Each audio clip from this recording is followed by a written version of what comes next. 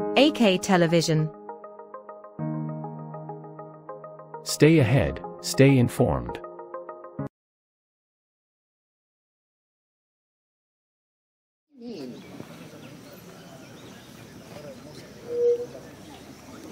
आदरणीय दर्शकबिन, हामीहरू अहिले गोदावरीमा सरसफाइ अभियानमा हामीहरू जुटिरहेका छौँ। यहाँ सरसफाइ अभियानमा जुट्नुभएका र सहभागी हुनुभएका दर्शकहरूको प्रतिक्रिया कस्तो छ त?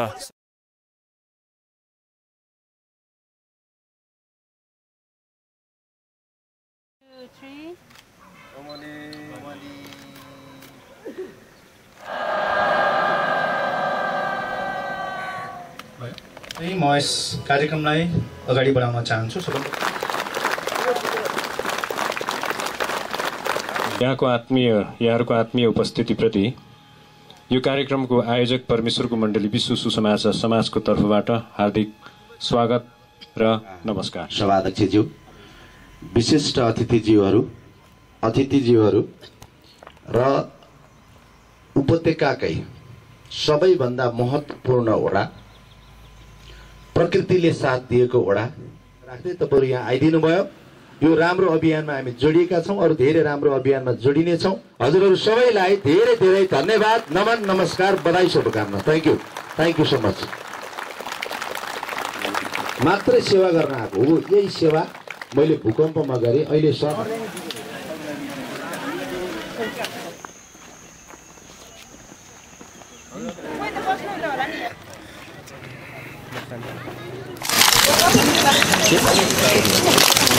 यहाँले यो सरसफाइ अभियानमा पहिलो पटक हुनुहुन्छ? नमस्कार। धेरैचोटि गरिसक्यो यो परमेश्वरको मण्डलीबाट।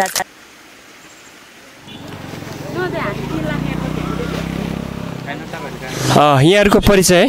मेरो नाम चाहिँ सचिन राई हो। मेरो सुभाष ब्लुन। मेरो अभिषेक राई। मेरो रिजम कुस्मी। मेरो नाम रोहन महर्जन। सर्वप्रथम फोहोर चाहिँ सबैभन्दा अगाडि आफैले सुरक्षा ठाउँमा राखेर सरसफाइ गाडीमा अथवा जहाँ भयो भने हालेर पठाउने। अनि अर्को भनेको चाहिँ माताको प्रेमद्वारा सरसफाइमा सहभागी हुनुभयो, साँच्चै खुसी धेरै लाग्यो। यहाँको विचारमा अब यस्तो छ, पृथ्वीको फोहोर मैला हटाउनको लागि चाहिँ सबैभन्दा डिसिप्लिन हुनुपर्छ।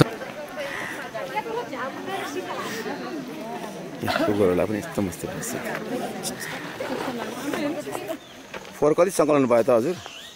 धेरै भयो? सरसफाइ के टिपिनु भएको छ यहाँनिर? बढी के छ फोहोर चलाइनिर?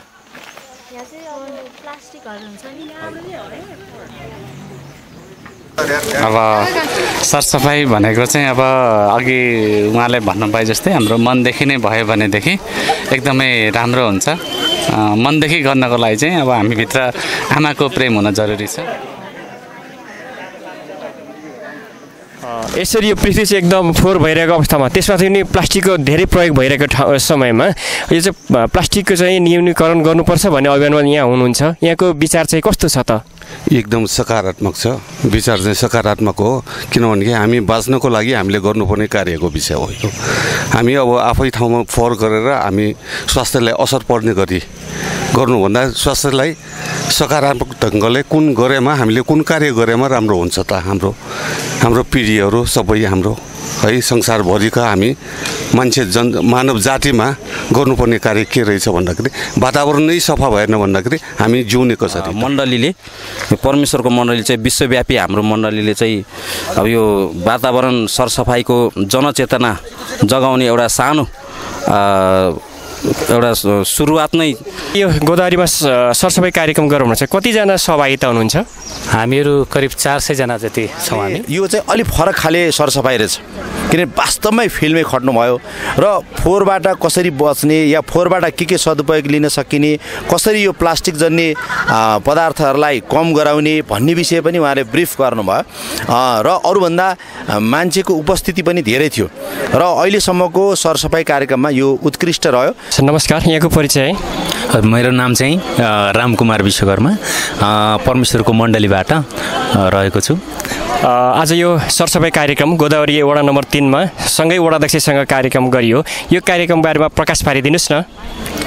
विशेष गरी अहिले हाम्रो परमेश्वरको मण्डली विश्व सुसमाचार समाज चाहिँ विश्वव्यापी रूपमा समाजमा र त्यसपछि वातावरण सरसफाइको निम्ति कार्य गर्दै आएको त्यस्तो सामाजिक संस्था हो। पहिलो कुरो अब हजुरहरूलाई हाम्रो परमेश्वरको मण्डलीको विषयमा भन्नुपर्दा परमेश्वरको मण्डली चाहिँ अहिले 175 वटा राष्ट्रमा फैलिएको र 7500 वटा भन्दा बढी मण्डलीहरू रहेका छन् र अहिले विश्वव्यापी रूपमा 37 लाख भन्दा बढी सदस्यहरू भएको मण्डलीले विभिन्न कार्यहरू निरन्तर रूपमा गर्दै आइरहेको छ र तीमध्ये स्वयंसेवा कार्यहरूमध्ये अहिले प्रमुख कार्यको रूपमा आज हामीले गोदावरी वडा नम्बर 3 मा यो क्षेत्रमा अहिले सरसफाइ कार्यक्रम गऱ्यौँ। यो चाहिँ प्लास्टिक फुटप्रिन्ट हटाउने कार्यक्रम भनेर हामीले राखेका छौँ। अहिले विश्वव्यापी रूपमा हेर्दाखेरि प्लास्टिकले गर्दाखेरि पारेको असर चाहिँ वास्तवमा शब्दद्वारा वर्णन गर्न नसकिने त्यस्तो अवस्था छ। अहिले प्लास्टिकको कारणले गर्दाखेरि माटोले आफ्नो उर्वरा शक्ति गुमाइरहेको र वातावरण प्रदूषण भइरहेको र कार्बन डाइअक्साइड नै धेरै मात्रामा उत्सर्जन भएर अहिले वातावरण एकदम दूषित भइरहेको छ। यो कुरा अहिले युएनले पनि अहिले विश्वव्यापी रूपमा वातावरण सरसफाइ गर्न सकेन भनेदेखि यसले चाहिँ ठुलो असर पार्छ भनेर अहिले त्यसरी गरिरहेको समयमा अहिले हाम्रो परमेश्वरको मण्डलीले पनि अब चाहिँ हामीहरू पनि समाजलाई हाम्रो मानव जातिलाई अब लामो समयसम्म अब मानव जाति बस्न योग्य बनाउनको निम्ति चाहिँ प्लास्टिक फुटप्रिन्ट हटाउनै पर्छ भन्ने त अभियान अन्तर्गत अहिले हामीहरू प्लास्टिक फुटप्रिन्ट हटाइरहेका छौँ र आज लगभग हामी 400 जना जति समाज